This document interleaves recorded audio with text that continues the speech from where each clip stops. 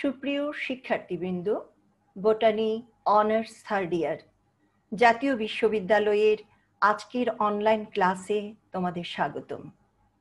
আশা করি তোমরা ভালো আছো, আমিও ভালো আছি। আমি তোমাদেরকে জেনেটিক্স কোর্সটি পড়াচ্ছি। আমি ডক্টর মহাশ্বেতা রায়, সহযোগী অধ্যাপক, উদ্ভিদ বিজ্ঞান বিভাগ, চট্টগ্রাম কলেজ, চট্টগ্রাম।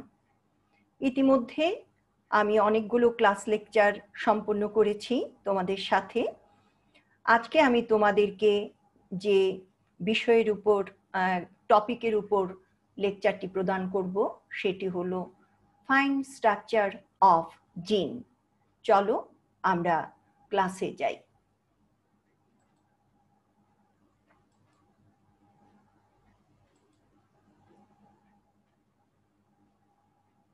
আজকের লেকচার নাম্বার হলো আমার 9 এবং টাইটেল অফ দ্য লেকচার হলো ফাইন স্ট্রাকচার অফ জিন।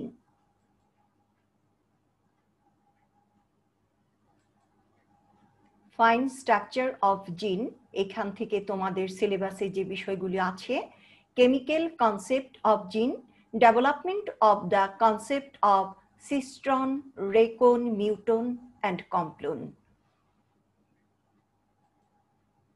কনসেপ্ট অফ জিন, আমি কনসেপ্ট অফ জিন বললে আমরা প্রথমেই মেন্ডেল থেকেই শুরু করতে হয় যে মেন্ডেল কি বলেছেন। মেন্ডেল হেরিডিটারি ইউনিটকে বলেছিলেন এলিমেন্ট, এবং সেই এলিমেন্টকেই আমরা জানি ব্যাটসন বলেছেন ফ্যাক্টর, এবং জোহানসন এসে বলেছেন এটাকে জিন। সেই থেকেই 1909 থেকে এই এলিমেন্ট মেন্ডেলের হয়ে গেল জিন। এবং এই জিন কোথায় থাকে আমরা জানি যে পুঁতির মালার মতো যেগুলি দেখতে পাচ্ছ প্রত্যেকটি একটি করে জিন। এবং বেবরি ও শার্টন ওনারা 1902-এ একটি থিওরি দেন, সেটাকে বলে ক্রোমোজোম থিওরি। অর্থাৎ হেরিডিটারি ইউনিটগুলি যেখানে থাকে সেটি হলো ক্রোমোজোম, এবং ওরা পুঁতির মালার মতো এইভাবে লিনিয়ার শেপে বিন্যস্ত থাকে। তারপরে আমরা পরবর্তীতে জানি যে গ্রিফিথ একটি এক্সপেরিমেন্ট করেছেন 1928-এ, এবং তারই কন্টিনিউশন হিসেবে অ্যাভরি, ম্যাকলিওড এবং মেকার্টি 1944-এ ওনারা দেখেছেন যে এই যে হেরিডিটারি ইউনিট সেটি হলো আসলে ডিএনএ। অর্থাৎ জিন কি, জিন হয়ে গেল ডিএনএ। এবং পরবর্তীতে আমরা আরো দেখেছি যে গেয়ার এবং স্কার্ম 1956 ওনারা দেখলেন যে টিএমভি এর জেনেটিক মেটেরিয়াল হলো আরএনএ। তাহলে যে জিন, সেই জিন জীবদেহে কি ধরনের রাসায়নিক উপাদান হিসেবে থাকতে পারে? ডিএনএ, অথবা নিম্ন শ্রেণীতে আমরা দেখি যে ভাইরাসের ক্ষেত্রে আরএনএ পাওয়া যায়। জিন ট্রান্সমিশন অ্যান্ড ফাংশন, কিভাবে আমরা দেখি যে ট্রান্সমিশন হয়, অর্থাৎ পিতামাতা থেকে কিভাবে সন্তান সন্ততিতে ইনহেরিট করে। জিন যখন পিতামাতা থেকে ইনহেরিট করে তখনই একটি কি হয়, যে বৈশিষ্ট্য প্রকাশিত হয়। এটি ছিল Mendelian model or classical model, যে জিন বৈশিষ্ট্যের প্রকাশ ঘটায়। এবং ক্লাসিক্যাল কনসেপ্ট অনুসারে জিনকে এইভাবে ডিফাইন করা হয় যে gene is the unit of function, gene is the unit of mutation, and gene is the unit of recombination. এই তিনটি হলো ক্লাসিক্যাল কনসেপ্ট। আসো আমরা তিনটির সাথে আবার একটু পরিচিত হয়ে নিই। জিন is the unit of classical function, eighty classical concept অনুসারে যে জিনকে বলা হয় শারীরবৃত্তীয় কাজের একক, এবং এটি ক্রোমোজোমের যে জায়গায় থাকে সেই জায়গাকে বলা হয় লোকাস, এবং একটি বাহ্যিক বৈশিষ্ট্য অর্থাৎ ফিনোটাইপের প্রকাশ ঘটায়। তাহলে এই যে এইখানে দেখতে পাচ্ছি আমরা যে জিন এইখানে অবস্থিত, এটি একটি লোকাস এবং তার বাহ্যিক প্রকাশ চোখের রং প্রকাশ করেছে। এবং জিনের কি থাকতে পারে? দুটি এলিল থাকতে পারে, এবং জিনের যে এলিল থাকে ক্রোমোজোমের মধ্যে, হোমোলোগাস ক্রোমোজোম, এটি একটি হোমোলোগাস ক্রোমোজোম, একটি জিনের দুটি এলিল থাকতে পারে। এবং এলিল দুটি কি অবস্থায় থাকতে পারে? হোমোজাইগাস অথবা হ্যাটারোজাইগাস অবস্থায় থাকতে পারে।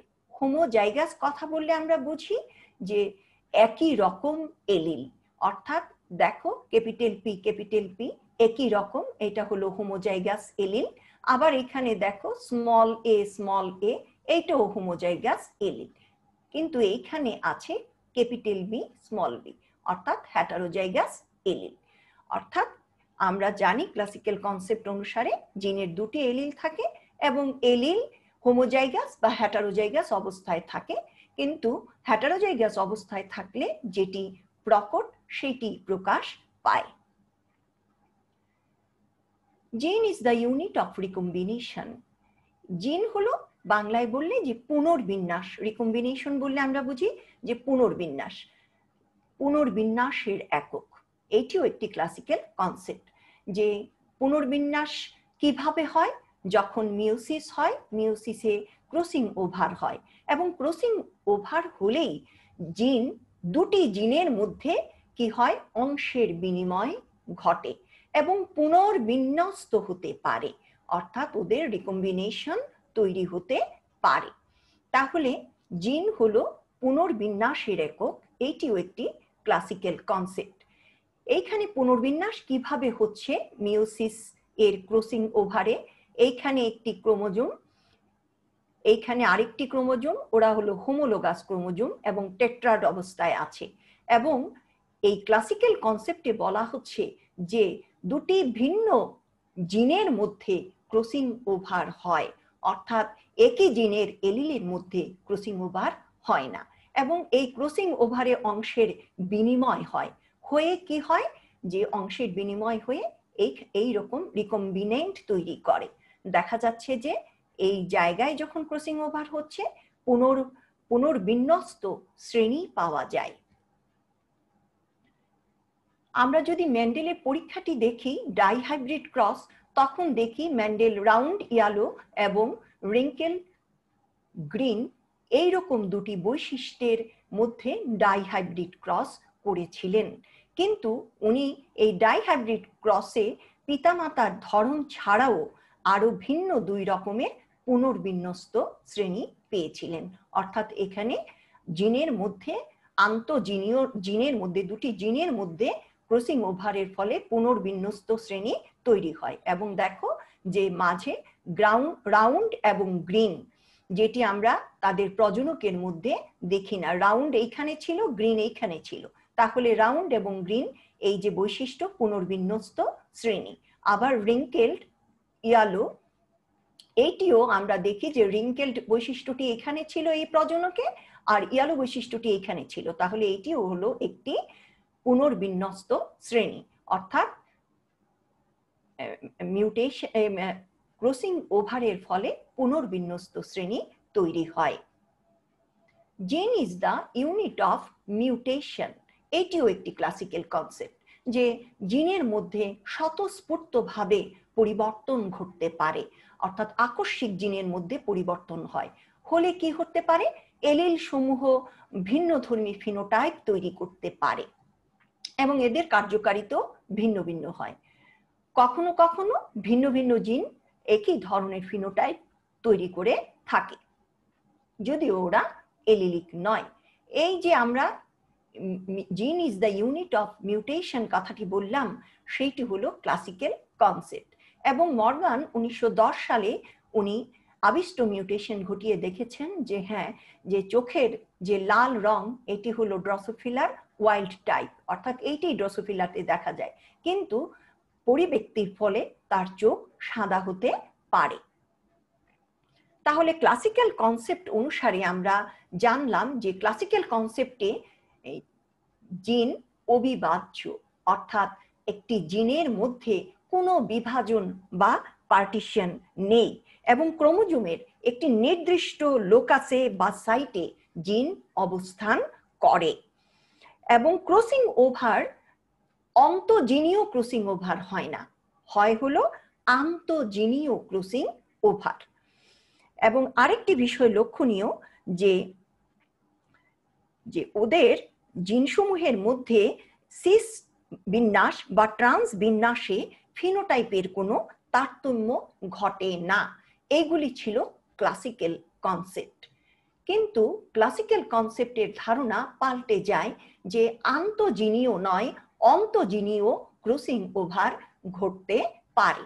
এবং স্টার্টেভেন্ট ও মর্গান 1923 সালে ড্রসোফিলা মাছির মধ্যে একটি গবেষণা করে দেখেছেন যে হ্যাঁ, আন্তঃজিনীয় ক্রসিং ওভার ওদের বার লোকাসের মধ্যে ঘটতে পারে।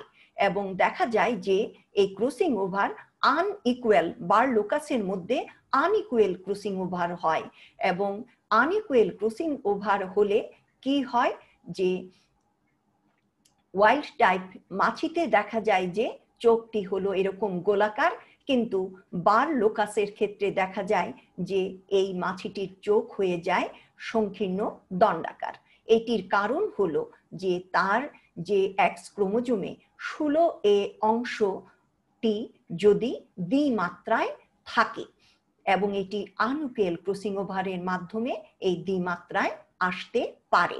এবং যখন 3 মাত্রায় আসে তখন এটাকে বলে ডবল বার বা আলট্রা বার। তাহলে দেখা গেল যে ক্লাসিক্যাল কনসেপ্ট থেকে এইখানে আমরা একটু ভিন্ন বৈশিষ্ট্য পেলাম যে আন্তঃজিনীয়র মধ্যেও ক্রসিং ওভার হয়, কিন্তু এইখানে এসে দেখছি যে অন্তঃজিন অর্থাৎ একই জিনের মধ্যেও ক্রসিং ওভার অর্থাৎ অংশের বিনিময় ঘটতে পারে। এবং এই ক্লাসিক্যাল কনসেপ্টের ধারণাটি পরবর্তীতে বিভিন্ন বিজ্ঞানীদের গবেষণায় পাল্টে যায়। যেমন অলিভার 1940 এবং লুইস 1941, ওনারাও ড্রসোফিলা মেলানোগাস্টারের মধ্যে ইন্ট্রাজেনিক রিকম্বিনেশন দেখতে পান। আবার গ্রিন 1949 ওনারা লোজেন লোকাস মেলানোগাস্টার, ড্রসোফিলা মেলানোগাস্টারের মধ্যে এই লোজেন লোকাস দেখেন যে এইটি একটি জটিল একটি লোকাস, যে লোকাসকে কতকগুলি কি করা যায়, উপ এককে বিভক্ত করা যায়, যেটি আমরা আগে বলেছি ক্লাসিক্যাল কনসেপ্টে যে অবিভাজ্য, অর্থাৎ যেখানে জিন থাকে লোকাসে, জিন এর লোকাসটি অবিভাজ্য। কিন্তু লোজেন লোকাসে এসে দেখা গেল যে না, এইখানে একই লোকাসের মধ্যে সাবসাইট উপ একক থাকে, সাবসাইট থাকে, এবং এটি একটি জটিল লোকাস। জিনের এই যে এইরূপ উপ একক জনিত গঠন, এই গঠনই কিন্তু জিনের সূক্ষ্ম গঠন। তাহলে আমরা এই লোজেন লোকাসের মধ্যেও দেখতে পাই যে পার্থক্য ক্লাসিক্যাল কনসেপ্ট থেকে আছে। তারপর রোপার 1950 ওনারা এসপারজিলাস নিডুলাস এর মধ্যেও কি করতে পান, দেখতে পান যে ইন্ট্রাজেনিক এই রিকম্বিনেশন দেখতে পান। এবং বোনার 1950 এবং গিলস 1952 ওনারাও নিউরোস্পোরা ক্রাসাতে ওনারা ইন্ট্রাজেনিক রিকম্বিনেশন দেখতে পান। প্রিয় শিক্ষার্থী, এই জায়গা থেকে আমরা একটি জিনিস খুব ক্লিয়ার হলাম যে বিভিন্ন বিজ্ঞানীদের গবেষণায় জানা গেল যে একই জিনের যে লোকাস এইখানে উপসাইট থাকতে পারে, অর্থাৎ অবিভাজ্য নয়, জিনের এই সাইটটি বিভাজ্য। এবং এদের মধ্যে যে আন্তঃজিনীয় না, আন্তঃজিনীয় হলেও এখানে অন্তঃজিনীয় ক্রসিং ওভার ওনারা পেয়েছেন। এখন আমরা দেখি যে 1953 সালে ওয়াটসন এবং ক্রিক এই যে জিন যে রাসায়নিকগতভাবে ডিএনএ সেইটির গঠন ওনারা আবিষ্কার করেন এবং একটি ডাবল হেলিক্স মডেল ওনারা দেন, যেখানে দেখা যায় ডিএনএটি হলো দ্বিসূত্রক এবং সূত্র দুটি এই এই সূত্র দুটি দেখো সুগার এবং ফসফেট বন্ড দ্বারা নির্মিত। এই সূত্র দুটির কে যদি একটি সিঁড়ির সাথে কল্পনা করা হয় তাহলে এই সূত্র দুইটির হাতল দুইটি হলো সুগার এবং ফসফেট দিয়ে যুক্ত এইগুলি। এবং এই এই সূত্র দুটি, ডিএনএ সূত্র দুটি যে কি দিয়ে যুক্ত থাকে, এইটি থাকে একজোড়া নাইট্রোজেন বেস দিয়ে যুক্ত। এবং এই নাইট্রোজেন বেসগুলি যুক্ত হয়েই এই কি করতে পারে, এই ডাবল হেলিক্সটি তৈরি করে। এবং আমরা আরেকটি দেখি যে আরএনএ এর গঠনটিও অনুরূপ ডিএনএ এর মতোই, কিন্তু এখানে সিঙ্গেল স্ট্র্যান্ড, এখানে ডাবল স্ট্র্যান্ড নয়। এবং ডিএনএ এর মতো এইখানেও ওরা পেঁচানো হেলিক্স। এখন আসো যে ডিএনএ এবং আরএনএ, যে বললাম যে জিনের রাসায়নিক ভিত্তি হলো ডিএনএ, তাহলে ওরা কি কি রাসায়নিক উপাদান নিয়ে গঠিত আমরা দেখি। যে ডিএনএ এবং আরএনএ তে থাকে হলো এইরকম সুগার। সুগার দুই ধরনের, পেন্টোজ সুগার এটাকে বলে। পেন্টোজ সুগারের মধ্যে আমরা একটি দেখতে পাচ্ছি ডিঅক্সিরাইবোজ সুগার, আরেকটি হলো রাইবোজ সুগার। এই রাইবোজ সুগারটি থাকে আরএনএ তে এবং ডিঅক্সিরাইবোজ সুগারটি থাকে ডিএনএ তে। এখানে পার্থক্য হলো 2 নাম্বার কার্বনে একটি অক্সিজেন কম থাকে, অর্থাৎ ডিফিসিয়েন্সি একটি অক্সিজেনের, সেই জন্য এটাকে বলে ডিঅক্সিরাইবোজ সুগার।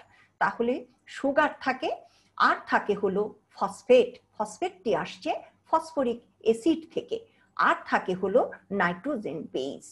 তাহলে ডিএনএ এবং আরএনএ তে 3টি জিনিস থাকে, একটি হলো সুগার, একটি হলো ফসফেট, আরেকটি হলো নাইট্রোজেন বেস। নাইট্রোজেন বেস 2 ধরনের হতে পারে, পাইরিমিডিন এবং পিউরিন। পাইরিমিডিন দেখো, এগুলি হলো হেটারোসাইক্লিক নাইট্রোজেন গঠিত যৌগ। এবং এই যৌগের মধ্যে আমরা দেখি যে নাইট্রোজেন হেটারোসাইক্লিক কেন, কারণ এখানে নাইট্রোজেন আছে এই চক্রের মধ্যে। এটি একচক্রিক এবং এটি দ্বিচক্রিক পিউরিনটি। এবং আমরা দেখি যে পিউরিন হলো এডেনিন এবং অ্যাডেনিন এবং গুয়ানিন, এই দুটো জিনিস নিয়ে হলো পিউরিন গঠিত। একটু খেয়াল করবে, যাদের নাম ছোট তাদের স্ট্রাকচার কিন্তু বড়, আর যাদের নাম বড় তাদের স্ট্রাকচারটা কিন্তু ছোট। যেমন পাইরিমিডিন নাম বড় কিন্তু তাদের স্ট্রাকচার হলো একক চক্রিক। এবং সাইটোসিন, থায়ামিন, ওরাসিল এগুলি হলো পাইরিমিডিন। ডিএনএ তে আমরা এখন দেখি যে এই যে আমরা বললাম যে ডিএনএ এবং আরএনএ তে এইগুলি থাকে। এখন এইখানে বিজ্ঞানী চার্লস 1950 উনি বলেছেন যে ডিএনএ যদি প্রত্যেকটা জীবের ডিএনএ স্যাম্পল নেওয়া হয়, দেখা যাবে যে এইখানে অ্যাডেনিন যতগুলি থাকে থায়ামিনও ততগুলি থাকে, অর্থাৎ সমান। এবং গুয়ানিন যতগুলি থাকে সাইটোসিনও ততগুলি থাকে, অর্থাৎ এডেনিন এবং থায়ামিনের জীবের মধ্যে অ্যাডেনিন যতগুলি থাকবে থায়ামিনও ততগুলি থাকবে, গুয়ানিন যতগুলি থাকবে সাইটোসিনও ততগুলি থাকবে। এবং আরেকটি কথা ওনারা বলেছেন যে এডেনিন সব সময় 2টি হাইড্রোজেন বন্ড দিয়ে থায়ামিনের সাথে যুক্ত থাকে এবং সাইটোসিন 3টি হাইড্রোজেন বন্ড দিয়ে গুয়ানিনের সাথে যুক্ত থাকে। এবং এই যে চার্লস এই কথাগুলি বলেছেন, এই তথ্যগুলিকেই বলা হচ্ছে চার্লস রুলস। এখন আমরা নিউক্লিওটাইড এবং নিউক্লিওসাইড জানবো। যে আমরা এতক্ষণ দেখেছি যে বেস, নাইট্রোজেন বেস এবং সুগার যদি থাকে তখন তাকে বলা হয় নিউক্লিওসাইড, এবং তার সাথে একটি ফসফেট যুক্ত হলে তাকে বলে নিউক্লিওটাইড। ডিএনএ তাহলে কি?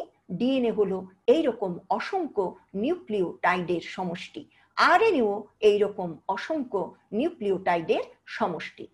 কিন্তু আমরা আগেও দেখেছি যে ডিএনএ তে থাকে হলো ডিঅক্সিরাইবোজ সুগার আর আরএনএ তে থাকে হলো রাইবোজ সুগার। এবং আরেকটি পার্থক্য হলো যে ডিএনএ তে থাকে হলো থায়ামিন, কিন্তু আরএনএ তে থাকে হলো থায়ামিনের পরিবর্তে ইউরাসিল। এবং ডিএনএ হলো দ্বিসূত্রক, ছবিটি দেখিয়েছি, এবং আরএনএ হলো একক সূত্রক, কিন্তু ওরা উভয়ই নিউক্লিওটাইডের সমষ্টি। এখন এই জায়গায় খেয়াল করো যে একটি নিউক্লিওটাইড তোমাদেরকে দেখানো হয়েছে, তাহলে নিউক্লিওটাইড এখনো ফসফেট, এখনো সুগার এবং এখনো নাইট্রোজেনাস বেস মিলে হয় কি একটি নিউক্লিওটাইড। এবং এই পেন্টোজ সুগারের 1 নাম্বার কার্বনের সাথে নাইট্রোজেন বেসটি যুক্ত হয়, এবং এইখানে দেখতে পাচ্ছ 5 নাম্বারের সাথে যুক্ত হয়েছে ফসফেট। এইভাবে নিউক্লিওটাইড গঠিত হয়। এবং চারগ্রাফস রোল অনুসারে থায়ামিন অথবা ইউরাসিলের সাথে যুক্ত হয় হলো এডেনিন এই ডাবল বন্ড দ্বারা, এবং এই বন্ডকে বলে হাইড্রোজেন বন্ড। এবং সাইটোসিনের সাথে যুক্ত হয় 3টি হাইড্রোজেন বন্ড দ্বারা গুয়ানিন, অর্থাৎ সি ট্রিপল বন্ড জি। এখানে দেখতে পাচ্ছ হাইড্রোজেন বন্ড।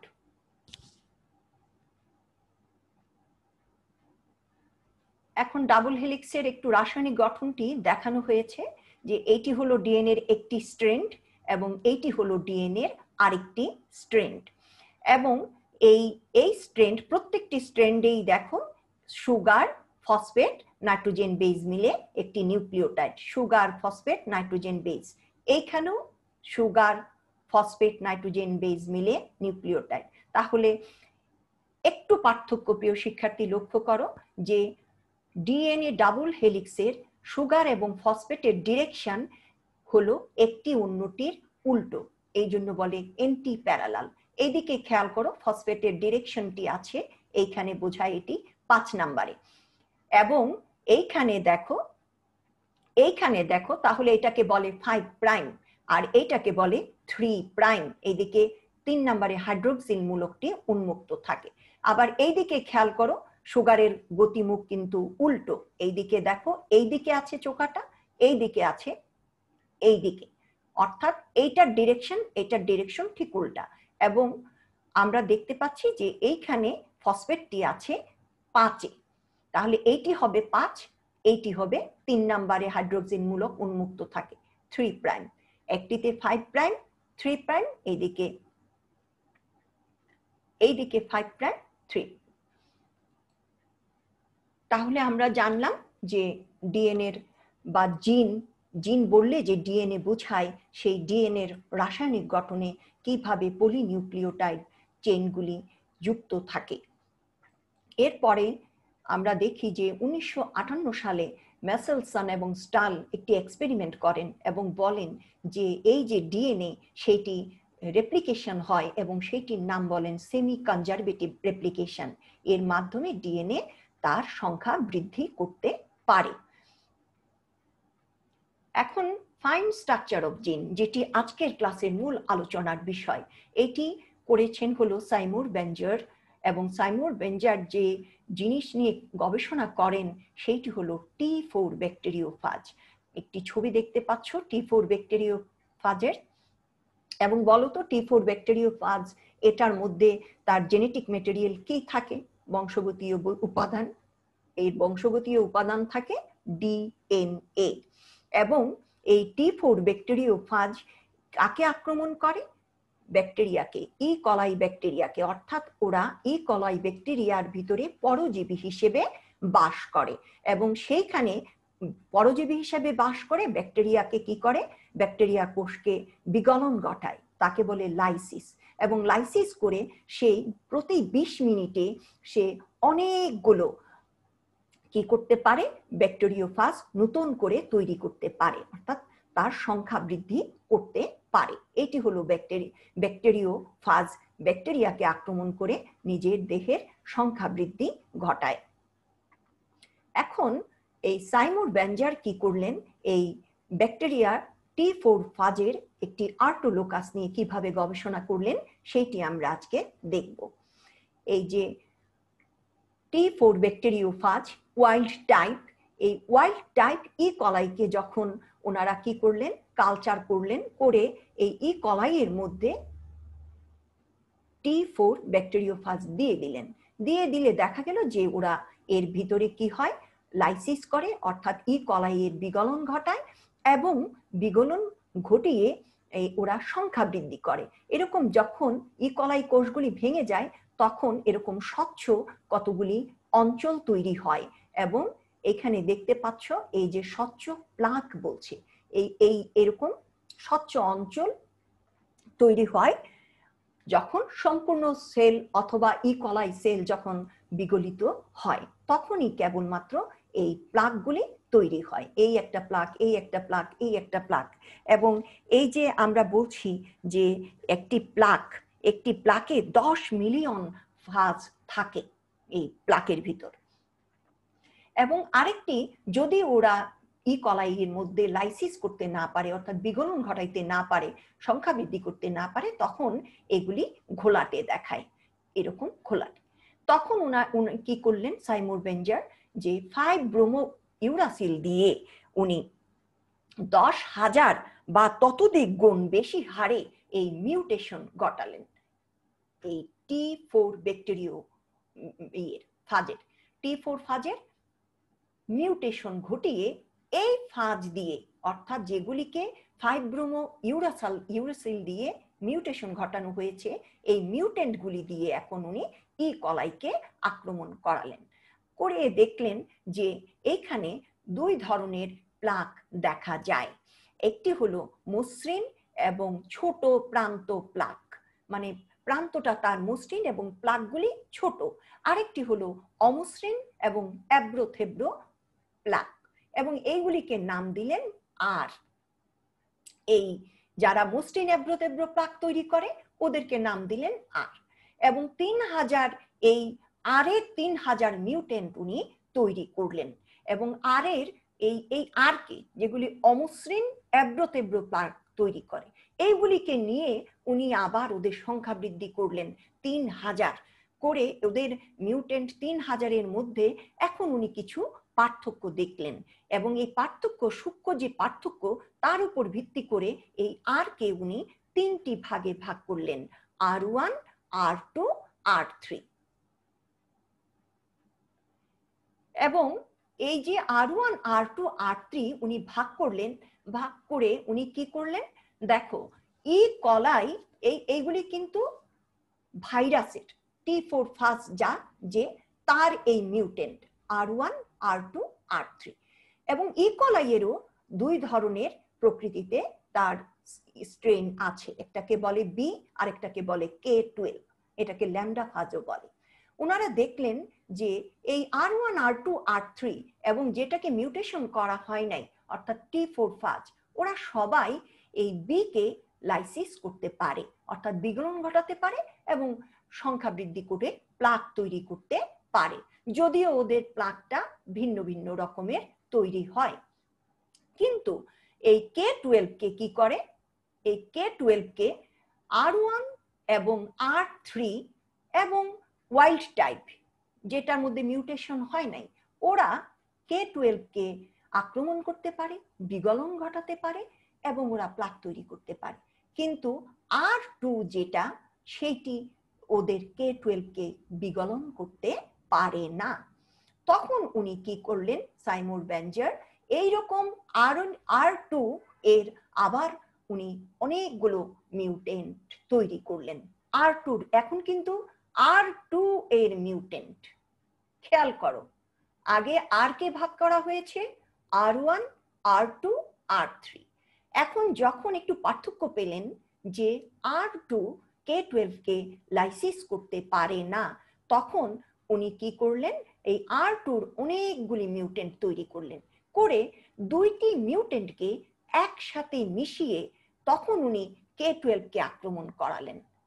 তখন আশ্চর্য ঘটনা দেখা গেল যে এখন লাইসিস হচ্ছে এবং নতুন করে প্লাক তৈরি হচ্ছে।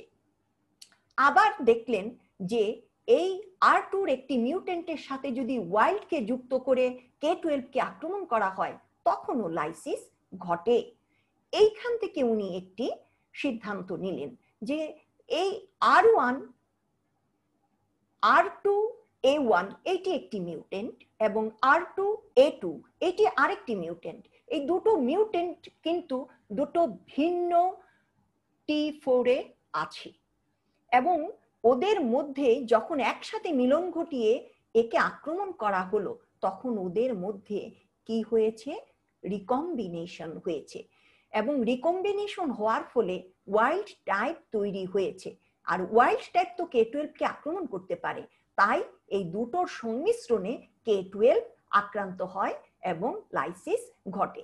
তা থেকে উনি বললেন যে এই এই A1 R2 এর A1 এবং A2 এইগুলি কি, R2 একটি লোকাস এবং এর মধ্যে কি আছে, বিভাজন আছে, উপসাইট আছে, এবং সাইট দুটো ভিন্ন মিউটেন্টে ছিল।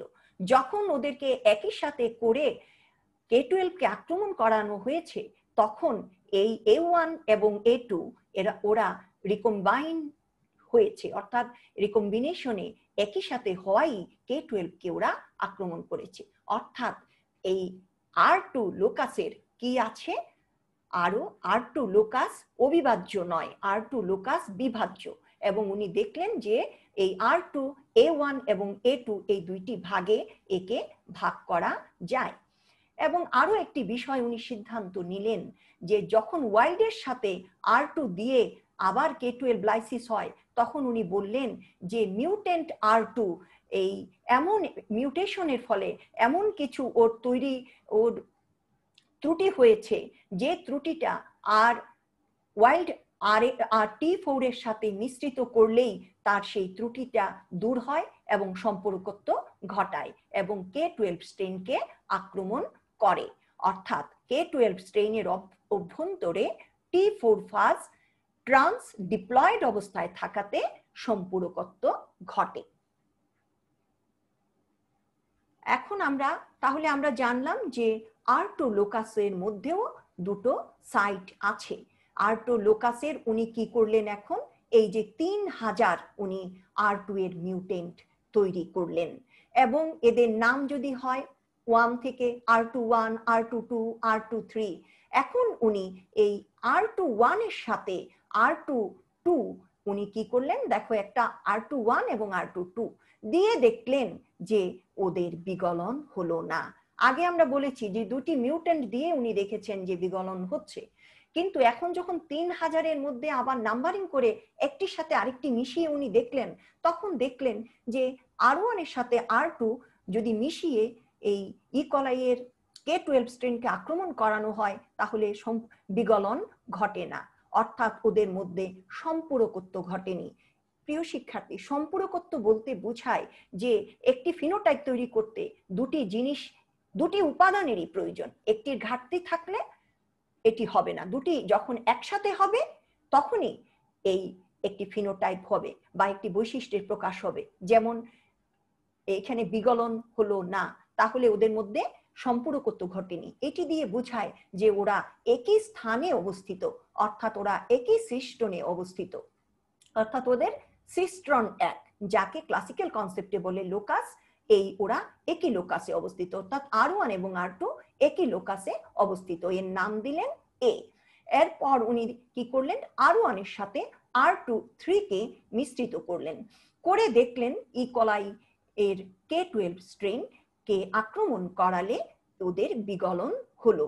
অর্থাৎ এই R1 এবং এই R21 এবং R23, এটা তো R2 লোকাস, তার এই দুটোকে যখন একসাথে দেওয়ায় বিগলন হলো, তখন বললেন যে এইখানে সম্পূরকত্ব ঘটেছে এবং ওরা একই স্থানে অবস্থিত নয়, ওরা দুটো ভিন্ন ভিন্ন এই ফাজের ভিতর ছিল, মিউটেন্ট ফাজের ভিতর দুটি জিনিস ছিল, একই সাথে করায় ওদের মধ্যে এই দুটো জিনিসের সম্পূরকত্ব ঘটেছে এবং ওরা একই স্থানে অবস্থিত নয়, অর্থাৎ ওরা ভিন্ন সিস্ট্রনে অবস্থিত, অর্থাৎ সিস্ট্রনের মধ্যেও উপসিস্ট্রন অর্থাৎ সাইট আছে। এখন উনি এদের নাম দিলেন বি, অর্থাৎ যারা সিস্ট্রন একই সিস্ট্রনে অবস্থিত তাদেরকে বললেন এ, আর যারা ভিন্ন সিস্ট্রনে অবস্থিত তাদেরকে বললেন বি। এখন এই বি সিস্ট্রন থেকে উনি আবার দুটি মিউটেশন নিলেন, অর্থাৎ যারা প্রথমে তো এ বি ভাগ করে ফেললেন 3000 এর মধ্যে, এখন উনি বি থেকে আবার দুইটি মিউটেন্ট নিলেন। মনে করো একটি মিউটেন্ট হলো RX এবং আরেকটি মিউটেন্ট হলো R+Y। এখন এই RX এবং R+Y এই যে দুটো মিউটেন্ট, এই দুটো মিউটেন্ট যদি যদি ভিন্ন ভিন্ন স্ট্রেইনে থাকে তাহলে ওদের মধ্যে রিকম্বিনেশন হয় এবং ওরা একই এই সম্পূরকত্ব ঘটে।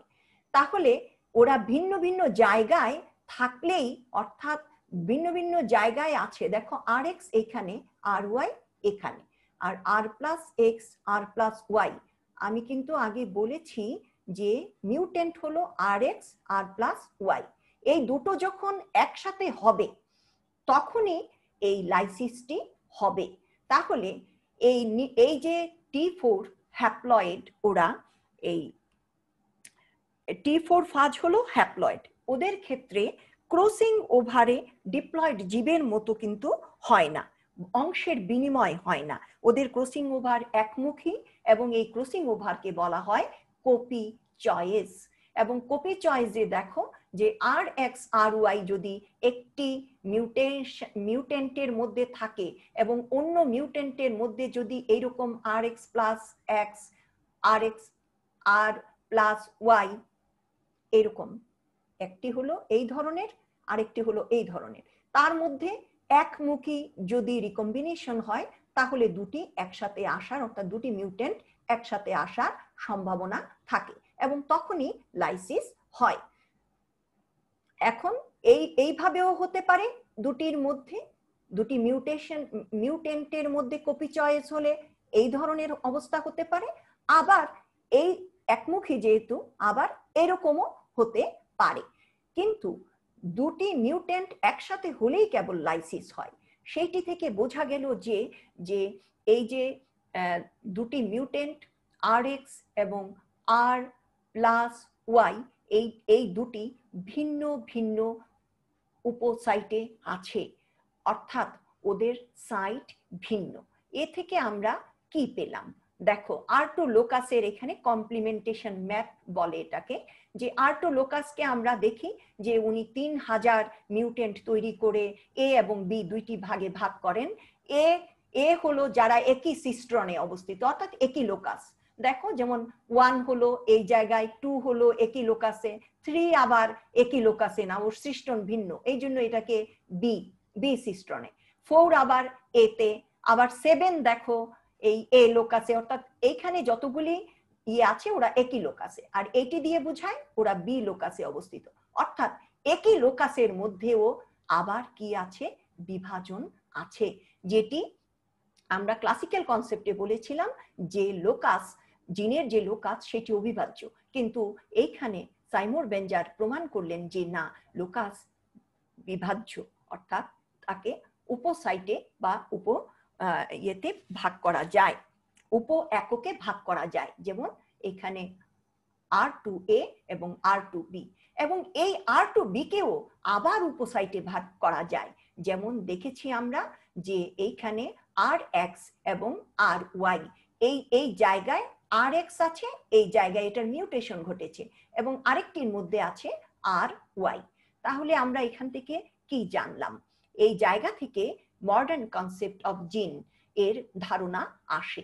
সাইমোর বেঞ্জার এই যে ব্যাকটেরিওফাজ T4 এর R2 রিজিয়ন বা লোকাস নিয়ে গবেষণা করেন, এবং উনি জিনের সূক্ষ্ম গঠনের আধুনিক ধারণার সূত্রপাত ঘটান, এবং তিনি বলেন জিনের আধুনিক ধারণা অনুযায়ী জিন সমূহ সাব ইউনিটে বিভাজনযোগ্য, যেটি আমরা একটু আগে দেখেছি, এবং কাজের প্রকৃতি অনুসারে এদেরকে বিভিন্ন নামকরণ করা যায়, যেমন সিস্ট্রন, রেকুন, মিউটন, কমপ্লন।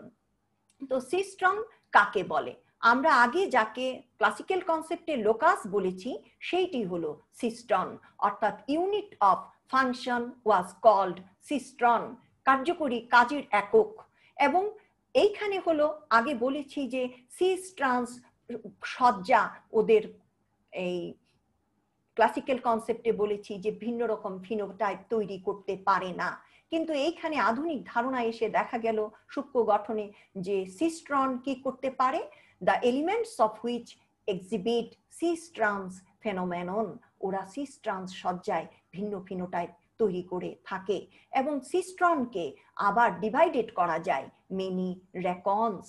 তাহলে সিস্ট্রন বিভাজ্য এবং তাকে অনেকগুলো র্যাকনে বিভাজন করা যায়। তাহলে র্যাকন হলো সিস্ট্রনের অন্তর্গত একটি একক অর্থাৎ smallest unit, capable of undergoing recombination is called recon.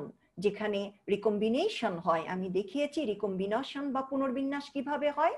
এই একই সিস্ট্রনের মধ্যে যখন রিকম্বিনেশন হয় তখন এদেরকে বলা হয় রেকন, এবং রেকনকে আবার ফার্দার সাবডিভাইডেড করা যায় এবং তখন তাকে বলে মিউটন। তাহলে মিউটন হলো সবচাইতে স্মলেস্ট ইউনিট অফ জিন। জিনের সবচাইতে সূক্ষ্ম গঠন হলো মিউটন। এবং ওরা এখানে কি হয়, মিউটেশন ঘটে। এবং মিউটেশন যদি সিঙ্গেল একটি বেস পেয়ারের মধ্যেও মিউটেশন ঘটে তখন ফিনোটাইপ পুরো চেঞ্জ হয়ে যেতে পারে। তাহলে জিনের আধুনিক ধারণায় দেখা গেল জিন ক্যান কনসিস্ট অফ সেভারেল সিস্ট্রনস, অনেকগুলো সিস্ট্রনে হতে পারে। যেমন এক্সাম্পল আমরা দেখেছি সিস্ট্রন এ, সিস্ট্রন বি, আর্টোলোকাসের ক্ষেত্রে। তাহলে সেভারেল সিস্ট্রন থাকতে পারে একটি জিনের, এবং এ সিস্ট্রন ক্যান হ্যাভ সেভারেল রেকনস, এবং একটি সিস্ট্রনেরও অনেকগুলি রেকনস থাকতে পারে। এবং আবার আমরা দেখেছি যে এ র্যাকন ক্যান কনসিস্ট সেভারেল মিউটন্স, এবং একটি র্যাকনস অনেকগুলো মিউট্যান্টসে বিভাজ্য হতে পারে। এবং মিউট্যান্টস হলো যে জিনের সবচেয়ে ক্ষুদ্রতম একক। তাহলে কমপ্লন কি?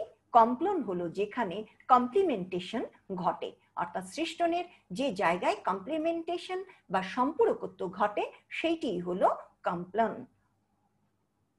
এইখানে একটি ডিএনএ দেখানো হয়েছে, যে দেখো যে ডিএনএ এর সিজি এই জায়গায় যদি মিউটেশন হয় তাহলে হয়ে যাচ্ছে একটি বেজের মধ্যে, এখানে হয়ে যাচ্ছে সির জায়গায় যদি এ এসে যায় তাহলে সম্পূর্ণ বেজটি হয়ে যায় এর সাথে টি এর সাথে এ। কারণ আমরা জানি যে মিউটেশন হলে এই বেস পেয়ারের মধ্যে যে সি সবসময় 3টি হাইড্রোজেন বন্ড দ্বারা জি এর সাথে এবং টি সবসময় 2টি হাইড্রোজেন বন্ড দ্বারা এর সাথে যুক্ত থাকে। কাজে পরিবর্তন এইরকম একটি পয়েন্টে হতে পারে। এবং এর একটি সুন্দর উদাহরণ আমরা দেখতে পাই হলো সিকেল সেল অ্যানিমিয়া। এই একটি মানুষের একটি রোগ।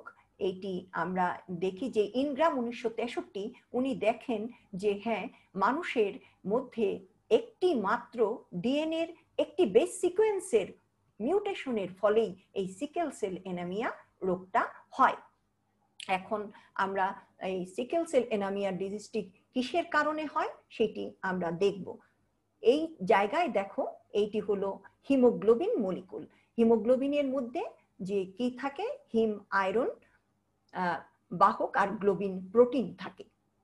হিম আর গ্লোবিন প্রোটিন, এই গ্লোবিন যে সেই গ্লোবিন হলো প্রোটিনটি হলো দুটো আলফা চেইন এবং দুটো বিটা চেইন নিয়ে গঠিত। এবং দুটো আলফা চেইন এখানে দেখতে পাচ্ছ বেগুনি, এবং দুটো বিটা চেইন। এবং এই আলফা চেইনে থাকে হলো 141টি কি থাকে, এই 141টি ইয়ে থাকে নিউক্লিওটাইড। এবং একে যদি আমরা ইয়ে করি, এবং বিটা চেইনের মধ্যে থাকে এই 146টি। এখন দেখো যে 146 এবং 141, এবং এই আলফা আরেকটু খেয়াল করো যে আলফা চেইন এবং বিটা চেইন এই দুটো জিন দ্বারা নিয়ন্ত্রিত। আলফা চেইন আলফা একটি জিন দ্বারা এবং বিটা চেইন আরেকটি জিন দ্বারা। এবং এই জিন দুটি যদি একসাথে হয় তাহলে এই কি হয়, এই হিমোগ্লোবিন তৈরি হয়। এবং এই হিমোগ্লোবিন তৈরি হলে যদি এই জিনের মধ্যে কোনো ত্রুটি থাকে তাহলে কি হয়, হিমোগ্লোবিন তৈরি হতে বাধাগ্রস্ত হয় এবং ব্লাড সেলগুলি কাস্তে আকার ধারণ করে।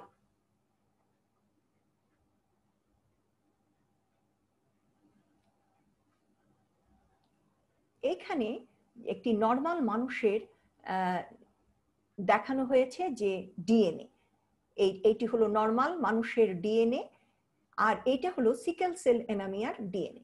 এখানে খেয়াল করো শিক্ষার্থীরা, ডিএনএর এই মাঝখানের এ পরিবর্তিত হয়ে যখন টি হয়ে যায় তখন এইখানে এই সিকেল সেল অ্যানিমিয়া হয় এবং অ্যাবনর্মাল হিমোগ্লোবিন তৈরি হয়।